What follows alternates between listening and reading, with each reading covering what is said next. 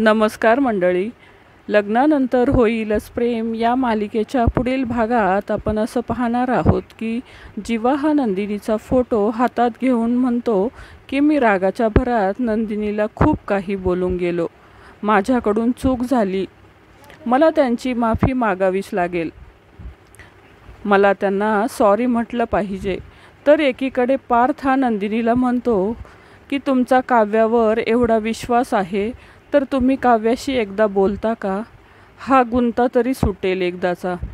म्हटल्यामुळे नंदिनी काव्याशी बोलायला काव्याच्या रूमकडे जाऊ लागते. तेवढ्यात काव्याच्या रूममधून रम्या बाहेर येताना दिसते. तेव्हा नंदिनी खूपच आश्चर्यचकित होते व ती विचार करू लागते की रम्या ही काव्याच्या रूममध्ये काय करत होती. काव्याच्या रूममध्ये नंदिनी जाते व ती काव्याला हाक मारते. नंदिनीला पाहिल्यावर काव्याला अतिशय राग येतो व ती सरळ उठून नंदिनीच्या तोंडावर दरवाजा बंद करून घेते व त्यावेळेस नंदिनीला खूप वाईट वाटतं.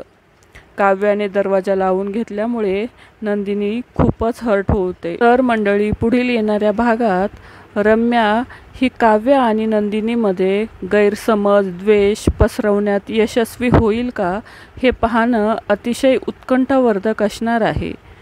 तर लग्नानंतर होईलच प्रेम या मालिकेचे प्रोमो पाहण्यासाठी आपल्या चॅनलला नक्की सबस्क्राईब करा. धन्यवाद.